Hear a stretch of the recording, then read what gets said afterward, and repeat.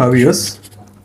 So, welcome back to my channel, Ravi Revenue Vlogs. నేను last time చేసిన stamps video చాలామంది చూశారు. I'm very happy. ఇప్పుడు కూడా మన స్టాంప్స్ గురించి ఇంకొన్ని విషయాలు కొంచెం డెప్త్గా డిస్కస్ చేద్దాం.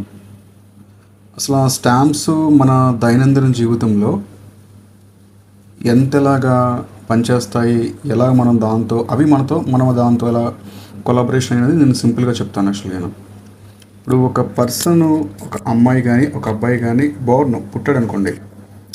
వాళ్ళు పుట్టినప్పుడు మన డేట్ ఆఫ్ బర్త్ సర్టిఫికేట్ని మనం ఖచ్చితంగా తీసుకుంటాం. ఎప్పుడు తీసుకోవాలి? పుట్టిన తర్వాత 20 to 21 days మధ్యలో మనం పుట్టిన తేదీ యొక్క సర్టిఫికేట్ని మనం తీసుకోవాలి. అలాగా మనం ఆ యొక్క డేట్ ఆఫ్ బర్త్ సర్టిఫికేట్ని తీసుకునే సమయంలో అంటే చాలామంది చేసే పని ఏంటంటే త్వరగా తీసుకోరు. 90% మెంబర్స్ అందరూ కూడా 1 monthకో 2 monthస్కో వెళ్తారు. ఎక్కడికి? ఆ పుట్టిన హాస్పిటల్ కనో, లేకపోతే పంచాయతీ ఆఫీస్ కానీ, మున్సిపాలిటీలో పుట్టితే కనుక మున్సిపల్ ఆఫీసులకు కానీ ఆ పుట్టిన తర్వాత తాయితీగా వెళ్తారు. యాక్చువల్గా చెప్పాలంటే డిలే చేస్తారు.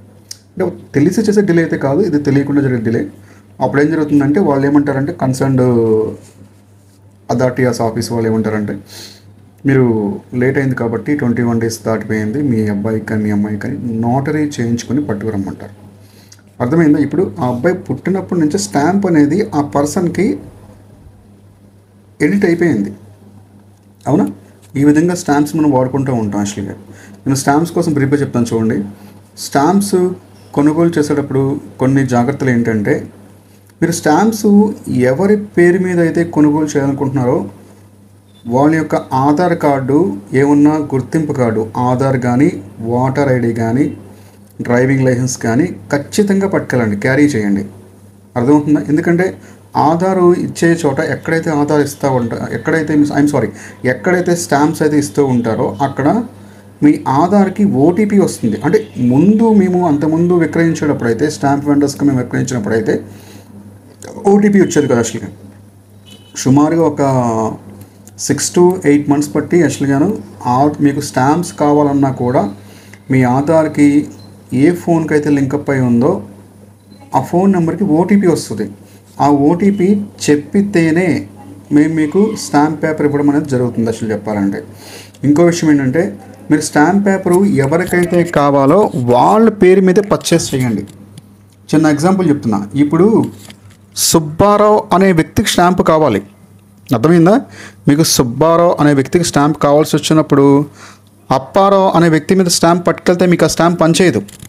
మన స్టాంపు ఎవరి పేరు మీద అయితే పర్చేస్ చేస్తామో వాళ్ళకు మాత్రమే ఆ స్టాంప్ అనేది పనిచేస్తుంది.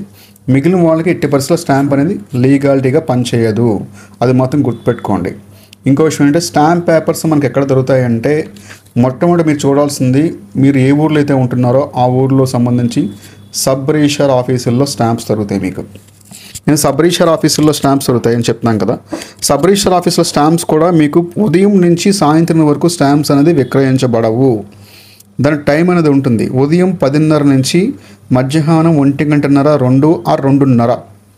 ఎందుకంటే సబ్ రిజిస్టర్ ఆఫీసుల్లో అందరూ వచ్చి కొనుగోలు చేస్తారు స్టాంప్స్ కదా. ఆ కొనుగోలు చేసిన అమౌంట్ని మధ్యాహ్నం నుంచి బ్యాంక్ టైం 4 o'clock లోపు వెళ్ళి గవర్నమెంట్ అకౌంట్కి డిపాజిట్ చేయాలి. సబ్ రిజిస్టర్ ఆఫ్ స్టాఫ్ పట్టుకెళ్ళి డిపాజిట్ చేయాలి. అందుకని సాయంత్రం 4, 5 దాకా మీ స్టాంప్స్ అనేవి విక్రయించబడవు సబ్ రిజిస్టర్ ఆఫీసుల్లో. అది మనం ఫస్ట్ గుర్తుపెట్టుకోండి. మీరు స్టాంప్స్ కోసం సబ్ రిజిస్టర్ ఆఫీస్కి వెళ్తే కనుక మీరు ఏం చేయాలి? కంపల్సరీగా ఉదయం 10:30 నుంచి మధ్యాహ్నం 1:30, 2 or 2:30. కొన్ని ఆఫీసులో 3 గంటల దాకా కూడా విక్రయిస్తారు. వాళ్ళకి బ్యాంక్స్ నియర్ బై ఉండొచ్చు, బ్యాంక్ ట్రాన్సాక్షన్స్ కూడా త్వరగా చేస్తుంది. అంటే వాళ్ళు చేసే యొక్క డిపాజిట్ని బట్టి కూడా మీకు స్టాంప్స్ అనేది వాళ్ళు విక్రయించడం జరుగుతుంది. సెకండ్, సబ్ రిజిస్టర్ ఆఫీసులో లేకపోతే 24/7 ఎక్కడ దొరుకుతాయంటే, ఎవరైతే కన్సర్న్ సబ్ రిజిస్టర్ ఆఫీస్ నుంచి స్టాంప్ వెండర్స్గా లైసెన్సులు తీసుకుంటారో వారి దగ్గర స్టాంప్స్ అనేవి 24/7 ఉంటాయి. 365 days వాళ్ళ దగ్గర స్టాంప్స్ ఉంటాయి. వాళ్ళ దగ్గరికి వెళ్ళినా మీరు ఎక్కడికి వెళ్ళినా ప్రొసీజర్ ఒకటే. మీరు వెళ్ళేటప్పుడు కంపల్సరీగా మీ ఆధార్ కార్డ్ క్యారీ చేయాలి. మనకి ఇండియా నాన్ జ్యుడిషియల్ స్టాంప్ తీసుకోవాలి అంటే కనుక కంపల్సరీగా మీ ఆధార్ కార్డ్కి ఓటీపీ వస్తుంది.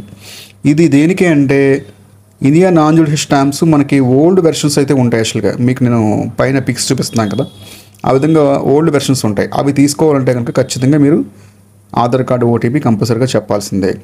అలా కాకుండా ఈ మధ్య మనకి మీరు చూసే ఉంటారు, కొంతమంది వినే ఉంటారు, ఈ స్టాంప్స్ అని వస్తున్నాయి కొత్తగా, మీకు ఆన్లైన్లో తీసిస్తున్నారు చెప్పాలంటే. స్టాక్ హోల్డింగ్ కంపెనీ నుంచి ఈ స్టాంప్స్ అని కొత్తగా ప్రవేశపెట్టారు. అంటే మన స్టేట్కి రావడం నియర్లీ ఒక 1 or 2 years నుంచి జరుగుతుంది. కానీ ఇతర వేరే ముంబై కానీ చెన్నై సంథింగ్ లైక్ దట్ కొన్ని స్టేట్స్లో అయితే కనుక మీకు ఆల్రెడీ 3-4 years బ్యాక్ నుంచి కూడా ఆన్లైన్ స్టాంప్స్ అనేది స్టాక్ హోల్డింగ్ వాళ్ళు విక్రయిస్తున్నారు. మన స్టేట్ రావడం లేట్ అయింది అసలు చెప్పాలంటే. ఆన్లైన్ స్టాంప్ తీసుకున్నప్పుడు అయితే మీరు పేరు, ఇంటి పేరు, తండ్రి పేరు, ఊరి పేరు, ఫుల్ బడ్జెట్ చెప్పాలి. మీరు ఆఫ్లైన్ స్టాంప్ కొన్నా, ఆన్లైన్ స్టాంప్ కొన్నా కూడా మీ పేరు, మీ తండ్రి గారి పేరు, ఇంటి పేరుతో కలిపి, నేను మళ్ళీ చెప్తున్నా, కంపల్సరీగా ఇంటి పేరుతో కలిపి చెప్పాలి. ఊరి పేరు కూడా చెప్పాలి. అర్థమవుతుందా? ఊరు అంటే మీరు స్థానికం ఎక్కడ ఉంటారో ఆ ఊరు చెప్పండి. అర్థమవుతుంది? మీరు ఎక్కడికో సెటిల్ అయ్యారో, ఎక్కడైతే ఉంటున్నారో, మీ ఆధార్ కార్డులో అడ్రస్ ఏదైతే ఉంటుందో ఆ అడ్రస్ ఊరి పేరుగా పెట్టుకోండి. అలాగే ఇస్తే సరిపోతుంది చెప్పాలంటే. ఇంకో విషయం ఏంటంటే, స్టాంప్ పేపర్స్ కొనేటప్పుడు చిన్న మిస్టేక్స్ చేస్తూ ఉంటారు చెప్పాలంటే. అవేంటంటే, స్టాంప్ పేపర్స్ కొనుగోలు చేసిన తర్వాత చాలామంది పక్కన పెట్టి 3 సంవత్సరాల తర్వాత ఉపయోగించుకుందాం, 4 సంవత్సరాలు ఉపయోగించుకుందాం అనుకుంటారు. కానీ లీగల్లీ చెప్పాలంటే స్టాంప్ పేపర్స్ కొన్న తర్వాత వాటి యొక్క కరెక్ట్గా లీగల్గా ఉపయోగించాలంటే కనుక 3 నెలల లోపులోనే దాని ట్రాన్సాక్షన్ జరగాలి. గుర్తుపెట్టుకోండి. స్టాంప్ పర్చేజ్ చేసిన తారీఖు నుంచి 3 నెలల లోపుగా మీరు ఏదైతే ట్రాన్సాక్షన్ అనుకుంటున్నారో, అంటే ఏ ఉద్దేశం మీరు స్టాంప్స్ అయితే పర్చేజ్ చేశారో ఆ స్టాంప్స్ అనేవి 3 నెలల లోపుగానే మాత్రమే మీరు స్టాంప్స్ అని వినియోగించుకోవడం అనేది జరగాలి. ఓకే. చాలామంది స్టాంప్ పేపర్స్ అంటే ఏమనుకుంటారంటే, ఓన్లీ స్టాంప్ పేపర్స్ అనేది అసెట్స్ కొన్నప్పుడు మాత్రమే కదా, మాకు అంత అవసరం ఏముంటుంది అనుకుంటారు. స్టాంప్ పేపర్స్ ఎక్కడెక్కడ ఉపయోగపడుతుందో చెప్తున్నాను చూడండి క్లియర్గా. స్టాంప్ పేపర్స్తో అఫిడవిట్లు చేస్తారు, అగ్రిమెంట్లు చేస్తారు. అగ్రిమెంట్స్ అంటే నాట్ ఓన్లీ సైట్స్, ప్రాపర్టీస్ మాత్రమే కాదు, రెంటల్ అగ్రిమెంట్స్ చేస్తారు, కన్స్ట్రక్షన్ అగ్రిమెంట్స్ చేస్తారు, అలాగే మనకి లీజ్ డీల్ రాస్తారు. బ్యాంక్ సంబంధించి కొన్ని ట్రాన్సాక్షన్లను కూడా స్టాంప్స్ అనేవి ఉపయోగపడుతూ ఉంటాయి. దాంతోపాటు రిజిస్ట్రేషన్ ప్రాసెస్లో మార్టిగేజ్కి కానీ ఇంకోటి ఏమన్నా ఇతరితర రిజిస్ట్రేషన్కి, సేల్ చేసుకున్నా మీరు, లేకపోతే వీల్ నమోదు చేసిన, మార్టిగేజ్ చేసిన, రిలీజ్ చేసిన ఎనీ టైప్ ఆఫ్ రిజిస్ట్రేషన్ కంపల్సరీగా స్టాంప్ పేపర్ మీద జరుగుతుంది యాక్చువల్గా. ఓకే. ఇవి స్టాంప్ పేపర్ వల్ల ఉపయోగాలు క్లియర్. ఇంకా బ్రీఫ్గా చెప్తున్నాను. స్టాంప్ పేపర్స్ దొరికే ఆఫీసులు దొరికేవి మాత్రం 3 చోట్ల మాత్రమే. సబ్ రిజిస్ట్రార్ ఆఫీసుల్లో, స్టాంప్ వెండర్స్ దగ్గర, కన్సల్టింగ్ స్టాక్ హోల్డింగ్ సంబంధించి నెట్ సెంటర్స్లో ఈ 3 చోట్ల స్టాంప్స్ దొరుకుతాయి. ఇంకోటి అంటే, స్టాంప్స్ ఎవరి పేరు మీద ఏదో కొంటారో వాళ్ళకు మాత్రమే పనిచేస్తుంది. థర్డ్ వన్ ఏంటంటే, స్టాంప్స్ కొన్న తర్వాత మీరు 3 months లోపుగా వాటిని ఉపయోగించుకోవాలి. 3 months లోపుగా వాటిని ఖచ్చితంగా మీరు ఉపయోగించుకోవాలి. ఓకే. ఇవన్నీ తగిన జాగ్రత్తలు తీసిన స్టాంప్స్ తీసుకోండి, ఎక్కడ ఎటువంటి మిస్టేక్స్ చేయొద్దు. ఓకే.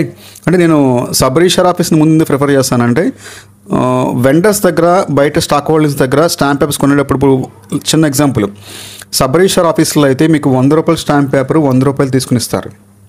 అది గవర్నమెంట్ ఆఫీస్ కాబట్టి.